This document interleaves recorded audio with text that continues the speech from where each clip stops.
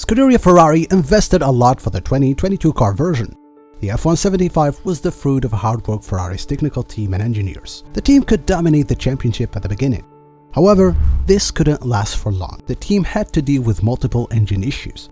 RedBull took the lead and left Mattia struggling with his car's power unit ahead of the Canadian Grand Prix. Ferrari received a 10th-place grid penalty. The team clearly struggled to make it to the summer break with a minimum of troubles. Reports are talking about some amazing upgrades Ferrari are introducing during the break for a strong comeback. What are these upgrades about? How would these improvements give the team a push forward to get back for the title fight?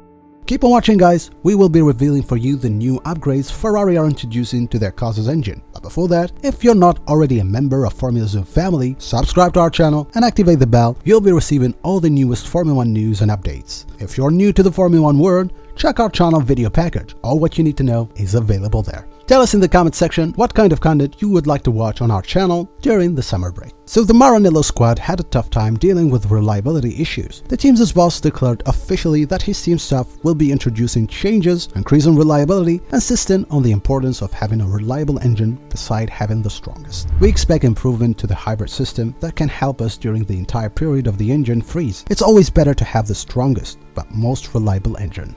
Binotto took the example of Mercedes and Hamilton during the last season to justify his decisions, calling this a consequence and not a strategy matter. I don't think that's a strategy, but rather the consequence. It was the case for Lewis Hamilton and Mercedes in 2021, because I don't think that was a predetermined. We are working hard, but it won't be a turning point. So the Ferrari's technical team and engineers are including new engine hybrid system to the F175 car for the 14th round of the 2022 Formula 1 season at the Belgian Grand Prix. This year, FIA imposed some new rules. The Formula 1 governing body allowed teams to introduce reliability upgrades. However, FIA banned teams including upgrades related to performance for certain parts of the power unit, the internal combustion engine, turbocharger, and the MGU. These parts have been frozen since March. Regarding the MGUK, energy stored and control electronics, upgrades will be allowed up to 1st September, which means the coming Belgian Grand Prix will be the last competition before the deadline. After the new Formula 1 rules, engines became even more important for the car's performance. Earlier this season, Formula 1 engineers noticed the process of cooling in the internal part of the engine may actually help in the power unit performance and reliability. Engineers then wanted to take advantage of this temperature, so they increased the force inductions and raised the stress even more than last year's on both cylinders, heads, and combustion chambers. Ferrari made a radical new concept for its 2022 engine, considered as new design never seen in the sport before. The Italian squad took the risk and come up with an innovative engine. It's expected to be a game changer during the season. The team's engineers separated the compressor from the turbo, hoping to gain more aerodynamic. However, the team have suffered with their engine across the works, with Charles Leclerc, who have been leading the standings, experiencing engine failure, obliging him to retire at an early stage. Carlos Sainz also had one of his units blowing up during the last Austrian Grand Prix. So for a better experience and looking for more power, Scuderia Ferrari's technical team will be introducing a new hybrid system. How does this work? So engines in Formula 1 cars are actually special, powerful and improved through the seasons. Every Formula 1 car contains 1.6-liter turbocharger engine helped by super-performing dual heat and kinetic energy recovery system. Despite being a small part compared to other race car engines, Formula 1 car's engine is highly efficient. All with the energy recovery system, the engines may produce huge amounts of power.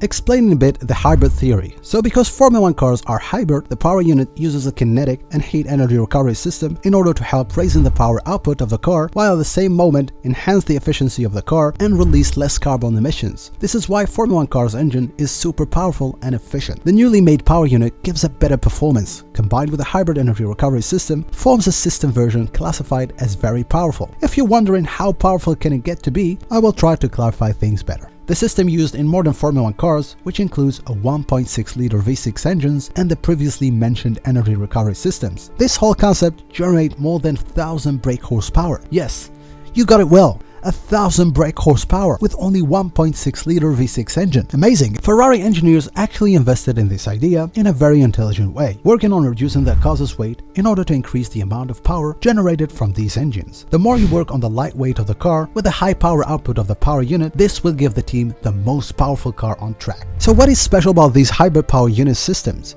In fact, a lot of advantages this system provides. Besides being fuel efficient, which means the car can run with fully capacity for the whole race without actually burning the entire tank of fuel. However, the most important one is efficiency. The system makes the engine used in modern Formula 1 races smaller but more powerful. Can you imagine this hybrid system can produce power more than the engine alone? How can this help? Actually, this helps a lot because it allows the car to race at much higher speeds. The upgrades Ferrari declared that they will be introducing to their car's engine won't be the only changes the Maranello-based team will be working on. Ferrari is also focusing on managing better the car's aerodynamic. The F175 aerodynamic comes usually from the flows moving under the car, the accelerated flow on the rear wings produced by the heat disposal. This will help generating an acceleration of the floor, especially in the lower parts. To be mentioned, teams have got limited time until 1st September. After that, the power unit architecture will be the same until the end of the 2025, before the introduction of the new engine regulations for the 2026. This was all for today's video. Tell us in the comment section what is your opinion about Ferrari's new upgrades for the Belgian Grand Prix. Do you think it will help improving the team's performance in the second half of the season? Don't forget to invite your friends, Formula 1 fans, to watch this video. Consider subscribing to our channel. We do our best to provide you with the newest news and updates. Thanks for watching. See you next time.